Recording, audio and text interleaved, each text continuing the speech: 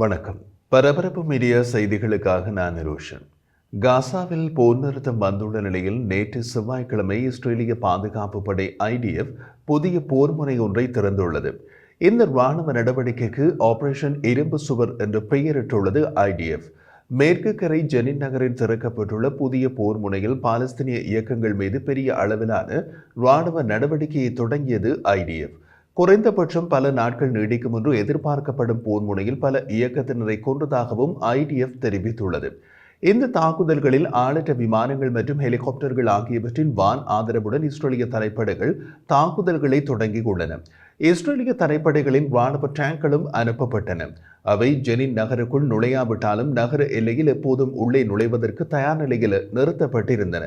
இஸ்ரேலிய உள்ளக உளவுத்துறை ஷின்பெட் இஸ்ரேலிய ராணுவ படைப்பிரிவுகளான துப்தேவன், எகோஸ் மற்றும் சிறப்பு படைகள் மற்றும் பெட்டாலியன் 90 இருந்து பொறியியல் படைகள் அனைத்தும் தாக்குதலில் ஈடுபட்டதாக கூறப்படுகிறது.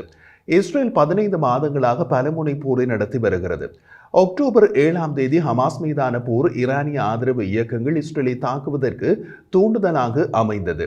அந்த போர் Lebanon, Syria, Iraq, Iran, Yemen என்று கட்டம் கட்டமாக வளர்ந்தது.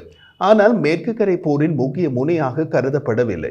இருப்பினும் வடக்கு மேற்கு கரையில் இஸ்ரேலுக்கு அச்சுறுத்தல்கள் அதிகரித்து வருகின்றன.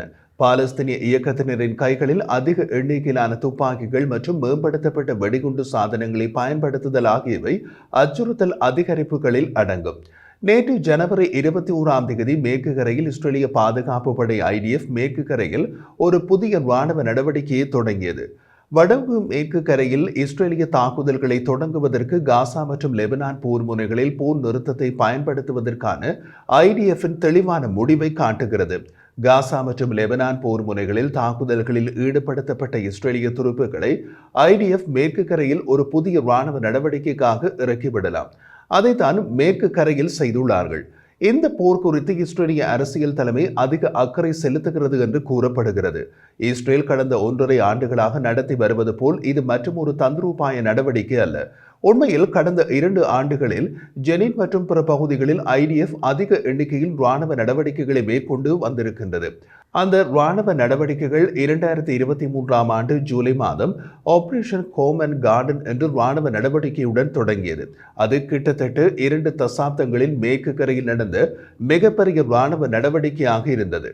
அந்த நடவடிக்கையில் IDF முதல் தடவையாக மேற்கு கரையில் பாலஸ்தீனிய இயக்கத்தினருக்கு எதிராக ஆளற்ற விமானங்களை பயன்படுத்தி தாக்குதல் நடத்த தொடங்கியது. 2வது இன்டிஃபாடாவுக்கு பின்னர் மேற்கு கரையில் வான் தாக்குதல்களை நடத்தியது அதுவே முதல் தடவை. நேற்று தொடங்கிய ஆபரேஷன் இரும்பு சுவர் என்று அழைக்கப்படும் ராணுவ நடவடிக்கையில் ஹெலிகாப்டர்களின் பயன்பாடு மற்றும் ராணுவ டேங்கள் அனுப்பப்பட்டவை. இது முன்பு நடந்த ராணுவ நடவடிக்கையை விட பெரிய அளவில் திட்டமிடப்பட்டுள்ளது என்பதை காட்டுகிறது. பல முனை போரில் போர் நோக்கங்களில் ஒன்றாக மேற்கு கரையில் இயங்கும் பாலஸ்தீனிய இயக்கங்களையும் சேர்க்க இஸ்ரேலின் விருப்பத்தையும் இது காட்டுகிறது. காசாவில் போர் நிறுத்தத்திற்கு பின்னர் உடனடியாகவே இஸ்ரேல் மேற்கு கரையை தாக்க தொடங்கியிருப்பது இது ஏற்கனவே திட்டமிடப்பட்ட நடவடிக்கை என்பதை காட்டுகிறது. அதே நேரத்தில் காசா பணியகதிகள் ஒப்பந்தத்தை எதிர்த்த வலதுசாரி தேசியவாத அரசியல்வாதிகளை சமாதானப்படுத்தும் அரசியல் முடிவாகவும் இது பார்க்கப்படலாம். இருப்பினும் இது அரசியலுக்காக மட்டுமல்ல, மேற்கு கரையில் பாலஸ்தீனிய இயக்கங்கள் பலம் பெறுவதை தடுப்பதற்கு இந்த சந்தர்ப்பத்தை இஸ்ரேல் பயன்படுத்திக் கொள்கிறது என்றும் எடுத்துக் கொள்ளலாம். மேற்கு கரையில் ஆட்சி செய்யும் பாலஸ்தீனிய ஆணையத்தின் பாதுகாப்பு படைகள் பிரச்சனையை சமாளிக்க முயன்றன. ஆனால் அவர்களையும் மீறி பாலஸ்தீனிய இயக்கங்கள் மேற்கு கரையில் வளர்ந்து வருகின்றன. மேற்கு கரையில் போரை தொடங்குவதற்கு இஸ்ரேலிய பிரதமர் பெஞ்சமின் நேதன்யாகு நேற்று இஸ்ரேலிய பாதுகாப்பு அமைச்சரவையின் ஒப்புதலை பெற்றதை அடுத்து IDF இஸ்ரேலிய தரைப்படைகள் மற்றும் விமானப்படை சகிதம் ஜெனினில் குறிப்பிடத்தக்க ராணுவ நடவடிக்கையை தொடங்கியது. பெஞ்சமின் நேதன்யாகு அது பற்றி கூறிய போது மேற்கு கரையில் பாதுகாப்பை பலப்படுத்தும் புதிய இலக்குடன் இது இணைக்கப்பட்டுள்ளது. காசா, லெபனான், சிரியா, ஏமன் மற்றும் மேற்கு கரையில் ஈரானின் இஸ்லாமிய எதிர்ப்பு நாச்சு எங்கு சென்றாலும் அதற்கு எதிராக நாங்கள் முறையாகவும் உறுதியுடனும் செயற்படுகிறோம். நாங்கள் இன்னமும் செயலில் உள்ளோம் என்று தெரிவித்தார். மேற்கு கரையில் தாக்குதலில் ஈடுபட்டுள்ள சில துருப்புகள் சமீபத்தில் காசாவில் இருந்து அல்லது வடக்கு இஸ்ரேலில் இருந்து இங்கே அனுப்பப்பட்டுள்ளன. இஸ்ரேலிய ராணுவத்தின் 162வது படைப்பிரிவின் கட்டளை தளத்தின் கீழ் நகால் படைப்பிரிவின் துருப்புகள் வடக்கு காசா பகுதியில் உள்ள பெய்ட் ஹனூன் பகுதியில் வாரக்கணக்கான ராணுவ நடவடிக்கைகளுக்கு பின்னர் தங்கள் அடுத்த நடவடிக்கைகளுக்கு தயாராகி வருவதாக IDF சமீபத்தில் கூறியது. அவர்கள் குறிப்பிட்ட அடுத்த நடவடிக்கை என்பது மேற்கு கரை தாக்குதல் என்பது இப்போது புரிகிறது. இஸ்ரேலிய துருப்புகள் ஜெனின், துல்கர்ம், கால்கிலியா மற்றும் நப்லஸ் ஆகிய பகுதிகளில் தாக்குதல்களை நடத்துகின்றார்கள்.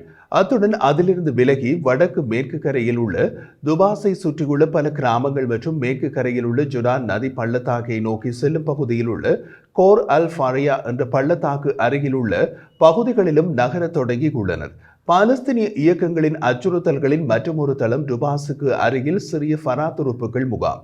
ஃபரா அகதிகள் முகாமில் தான் பாலஸ்தீனிய இஸ்லாமிக ஜிகாத் மற்றும் பிற இயக்கங்களின் பெரிய வேர்கள் உள்ளன என்பது கடந்த ஆண்டு தெரிய வந்த விஷயம்.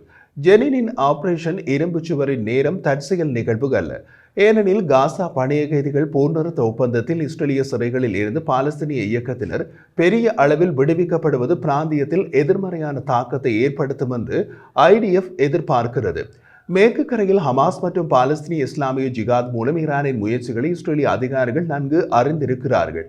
இத்தகைய பெரிய அளவிலான விடுதலை களத்தில் உள்ள பாலஸ்தீனிய இயக்க செயற்பாட்டாளர்களை உற்சாகப்படுத்தும் மற்றும் தாக்குதல்களை நடத்துவதற்கான அவர்களின் உந்துதலை அதிகரிக்கும் என்று IDF எதிர்பார்க்கின்றது. இஸ்ரேலிய சிறைகளில் இருந்து விடுவிக்கப்படுபவர்களில் பலர் நேரடியாக பங்கேற்பதன் மூலமோ அல்லது புதிய நடவடிக்கைகளுக்கு ஆட்சேர்ப்பு செய்வதன் மூலமோ மீண்டும் தாக்குதல்களில் ஈடுபடுவார்கள் என்றும் எதிர்பார்க்கப்படுகிறது. காசா பகுதி பணைய கைதிகள் ஒப்பந்தத்தின் ஒரு பகுதியாக விடுவிக்கப்படும் பாலஸ்தீனிய கைதிகள் வடக்கு மேற்கு கரைக்கான போரை தூண்டலாம். உதாரணமாக ஜகாரியா ஜுவைடி பணைய கைதிகள் ஒப்பந்தத்தில் விடுவிக்கப்படுவர். இவர் அல் அக்ஸா தியாகிகள் பிரிகேட் படைப்பிரிவின் ஜெனின் பகுதிக்கான தளபதி.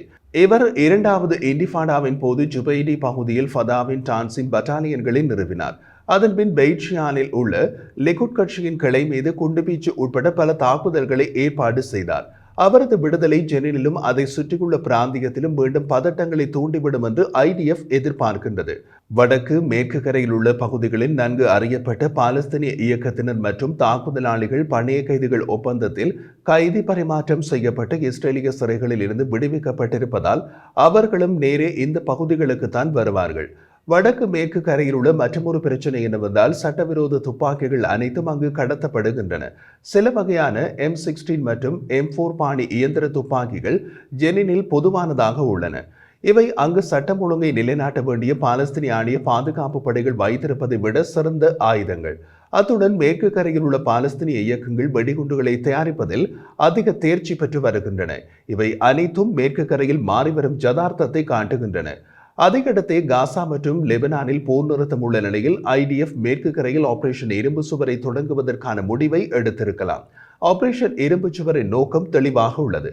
அது ஜெனின் மற்றும் வடக்கு சமாரியாவில் பாலஸ்தீனிய இயக்கங்களின் தாக்குதல் திறன்களை கடுமையாக சீர்குலைப்பது. ராணுவ நடவடிக்கையின் உத்தியோகபூர்வ இறுதி தேதி எதுவும் அறிவிக்கப்படவில்லை என்றாலும் பாலஸ்தீனிய இயக்கத்தினர் ஆயுதங்கள் மற்றும் தளவாடங்கள் உட்பட அவர்களின் செயல்பாட்டு உள்கட்டமைப்பை கணிசமான அளவில் அளிக்கும் வரை நடவடிக்கை தொடரும் என்று கூறப்பட்டுள்ளது. இருப்பினும் பெரிய அளவிலான பிரச்சனை என்னவென்றால் வடக்கு மேற்கு கரையில் பாலஸ்தீனிய இயக்கங்களை அழிப்பது கடந்த காலத்தில் வேலை செய்யவில்லை. இப்போது வேலை செய்யுமா என்பதை பொறுத்திருந்துதான் பார்க்க வேண்டும்.